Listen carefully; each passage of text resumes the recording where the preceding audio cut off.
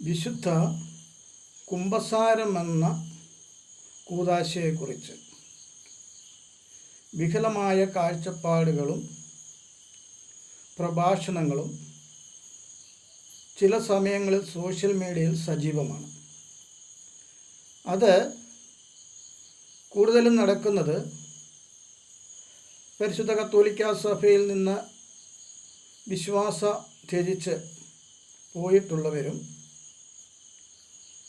കുമ്പസാരം എന്ന കൂദാശയെ നിഷേധിക്കുന്നവരുമൊക്കെയാണ്.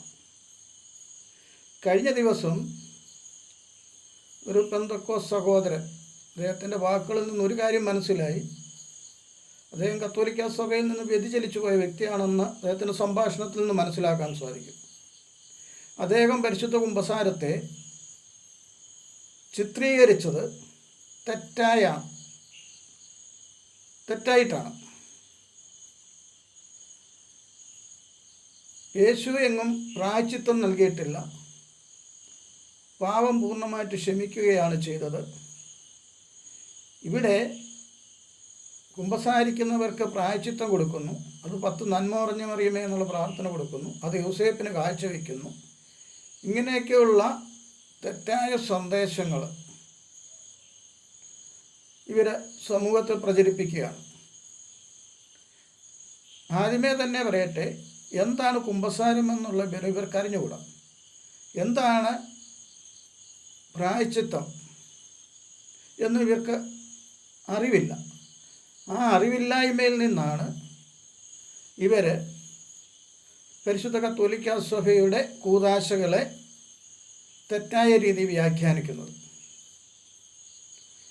ഇത് ഞാനിവിടെ നിങ്ങളുമായിട്ട് പങ്കുവെക്കുന്നത് കുമ്പസാരം എന്ന കൂദാശയെക്കുറിച്ചാണ്. ആദ്യമേ തന്നെ പറയട്ടെ, എൻ്റെ ഈ സന്ദേശം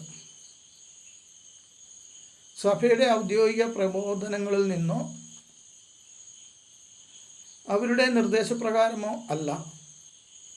ഞാനൊരു കത്തോലിക്കാ സഭയുടെ സന്താനമായ നിലയ്ക്ക് കേൾക്കുന്ന തെറ്റായ വാർത്തകളെ എൻ്റെ വിശ്വാസവും ഞാൻ അനുഭവിച്ച് അറിഞ്ഞതുമായ കൂദാശാ ജീവിതത്തെ കുറിച്ച് ഞാൻ പങ്കുവെക്കുന്നു.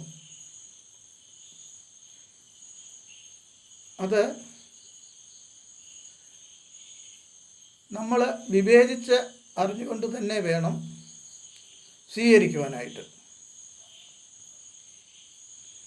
ഈ കുമ്പസാരം എന്ന് പറയുമ്പോൾ അതിനു മുമ്പ് പാപത്തെക്കുറിച്ച് നമ്മൾ അറിഞ്ഞിരിക്കണം. എന്താണ് പാപം? പാപത്തെക്കുറിച്ച് അറിയാതെ കുമ്പസാരം എന്ന കൂദാശയെക്കുറിച്ച് നമുക്ക് ധ്യാനിക്കാൻ പറ്റത്തില്ല, ഒന്നും മനസ്സിലാകത്തില്ല. യോഹന്നാൻ്റെ ലേഖനം, 1-ാം ലേഖനം വ്യക്തമായിട്ട് പറയുന്നു, പാപം നിയമലംഘനമാണ്. നിയമം ലംഘിക്കുന്നതാണ് പാപമെന്നാണ് യോഹന്നാൻ ശ്ലീഹ പഠിപ്പിക്കുന്നത്.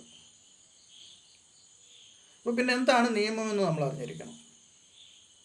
എന്നാൽ ഉൽപ്പത്തി പുസ്തകം 3-ാം അധ്യായത്തിലേക്ക് നമ്മൾ കടന്നു വരികയാണെങ്കിൽ ആദ്യ പാപത്തെക്കുറിച്ച് അവിടെ പ്രതിപാദിക്കുന്നുണ്ട്.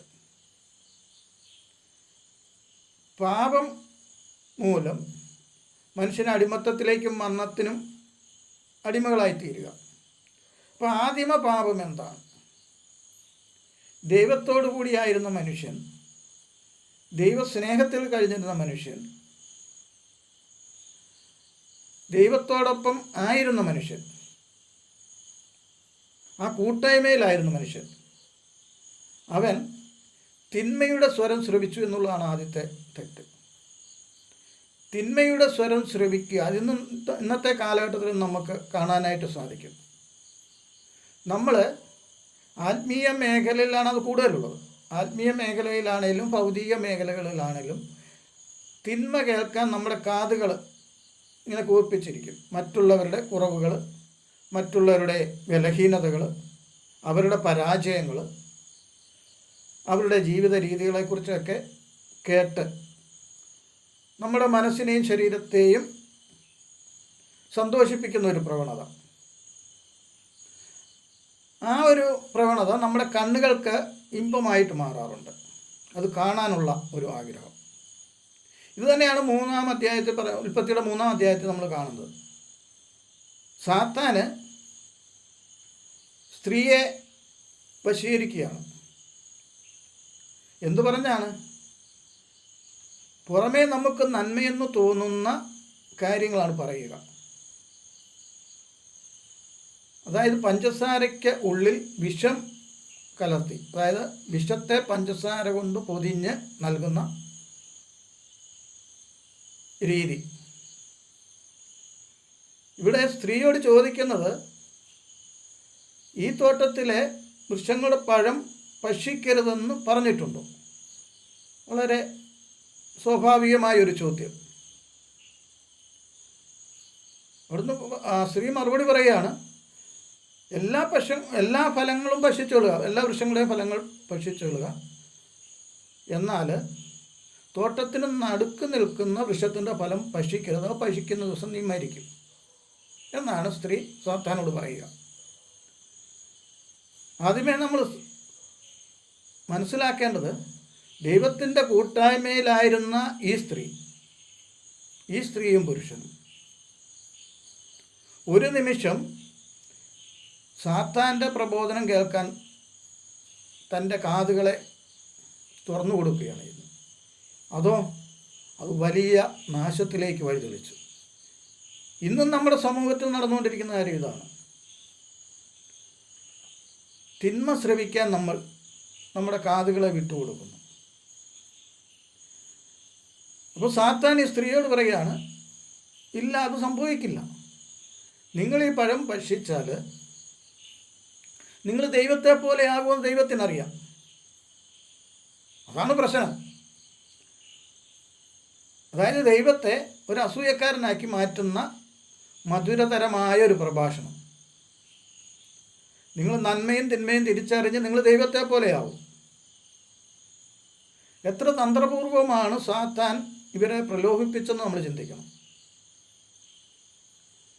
ദൈവത്തെ കള്ളം പറയുന്നവനാക്കി മാറ്റി, അസൂയാലുവാക്കി മാറ്റി. കാരണം മനുഷ്യൻ ഈ പഴം ഭക്ഷിച്ച് കഴിയുമ്പോൾ തന്നെ പോലെ ആകും എന്നുള്ള ചിന്ത സാത്താൻ ഈ മനുഷ്യരിലേക്ക് ഇട്ടുകൊടുക്കുകയാണ് ചെയ്യുന്നത്. അപ്പോൾ ഈ സ്ത്രീയെ സാത്താൻ്റെ വാക്ക് കേട്ട് അല്ലെങ്കിൽ തിന്മയുടെ സ്വരം ശ്രവിച്ച് ഈ സ്ത്രീ ചുറ്റുപാട് നോക്കുകയാണ്.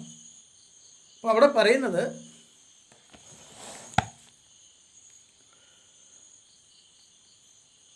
ആ പഴം തൻ്റെ കണ്ണിന് കൗതുകകരമാണ്.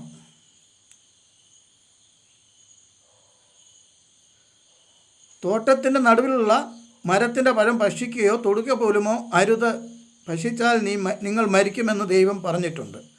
സർപ്പം സ്ത്രീയോട് പറഞ്ഞു, നിങ്ങൾ മരിക്കുകയില്ല, അത് തിന്നുന്ന ദിവസം നിങ്ങളുടെ കണ്ണുകൾ തുറക്കുമെന്നും നന്മയും തിന്മയും അറിഞ്ഞ് നിങ്ങൾ ദൈവത്തെ പോലെ ആകുമെന്നും ദൈവത്തിനറിയാം. ആ വൃക്ഷത്തിൻ്റെ പഴം ആസാധ്യവും. ഇവിടെയാണ് നമ്മൾ ശ്രദ്ധിക്കേണ്ടത്. തിന്മയുടെ സ്വരം ശ്രവിച്ചു കഴിഞ്ഞപ്പോൾ നമ്മുടെ കണ്ണുകൾ തുറക്കപ്പെടുക. കണ്ണിന് കൗതുകകരവും അറിവേകാൻ കഴിയുമെന്നതിനാൽ അഭികാമ്യവും ആണെന്ന് കണ്ട് അവൾ അത് പറിച്ചു തിന്നു, ഭർത്താവിനും കൊടുത്തു. ഇവിടെയാണ് തിന്മയുടെ സ്വരം ശ്രവിച്ചു കഴിഞ്ഞപ്പോൾ തങ്ങളെ തന്നെ തിന്മയ്ക്ക് വിട്ടുകൊടുക്കുക. ദൈവസ്നേഹത്തിൽ നിന്ന്, ദൈവത്തിൻ്റെ കൂട്ടായ്മയിൽ നിന്ന് ഒരു നിമിഷം ഇവരുടെ കാതുകളെ തിന്മയ്ക്ക് വിട്ടുകൊടുക്കുന്നു. തിന്മ ശ്രവിക്കുന്ന ഇവർ തങ്ങളുടെ കണ്ണുകൾ കൊണ്ടും നാവ് കൊണ്ടും ചെവി കൊണ്ടും തൻ്റെ പഞ്ചേന്ദ്രിയങ്ങൾ കൊണ്ട് ഈ തിന്മയെ ആസ്വദിക്കുക ചെയ്യുക. ഇന്ന് നമ്മുടെ സമൂഹത്തിൽ കാണുന്ന ഏറ്റവും വലിയൊരു പ്രലോഭന അവസ്ഥയാണ് സാത്താൻ്റെ ഈ തന്ത്രം. ഈ തന്ത്രം ഇന്ന് പല രീതിയിൽ നമ്മളെ നേരിട്ടുകൊണ്ടിരിക്കുകയാണ്. അത് പലപ്പോഴും നന്മയുടെ രൂപത്തിലോ നമ്മുടെ മനസ്സിനും ശരീരത്തിനും നമ്മുടെ പഞ്ചേന്ദ്രിയങ്ങൾക്കും വേണ്ടുന്ന അല്ലെങ്കിൽ ആസ്വാദ്യകരമായ രീതിയിലാണ് ഇത് അവതരിപ്പിക്കപ്പെടുക. അത് സർപ്പത്തിൻ്റെ രൂപത്തിലോ ഒന്നുമല്ല, ഒന്നുകിൽ മാധ്യമങ്ങളുടെ രൂപത്തിലോ. അല്ലെങ്കിൽ നവീകരണക്കാരുടെ രൂപത്തിൽ, അതുമല്ലെങ്കിൽ പുരോഗമനക്കാരുടെ രൂപത്തിൽ, അങ്ങനെ പല രീതിയിലാണ് തന്ത്രശാലിയായി സാത്താൻ നമ്മളെ പാപത്തിലേക്ക് ആനയിച്ചുകൊണ്ടിരിക്കുക. അപ്പോൾ പാപം എന്താണെന്ന് നമ്മൾ കണ്ടു. അനുസരണക്കേടാണ്. അനുസരണക്കേട് പാപമായി തീർന്നു. എല്ലാ തിന്മകളുടെയും ആരംഭം അനുസരണക്കേടിൽ നിന്നാണ് ആരംഭിക്കുക. നമ്മൾ പാപത്തെക്കുറിച്ച് കുറച്ചുകൂടി ആഴത്തിൽ ചിന്തിക്കുകയും അതിനുശേഷം കുമ്പസാരമെന്ന കൂദാശയെക്കുറിച്ച് നമ്മൾ ധ്യാനിക്കുകയും ചെയ്യും. ദൈവം നമ്മെ സമർത്ഥമായിട്ട് അനുഗ്രഹിക്കട്ടെ. ആമേൻ.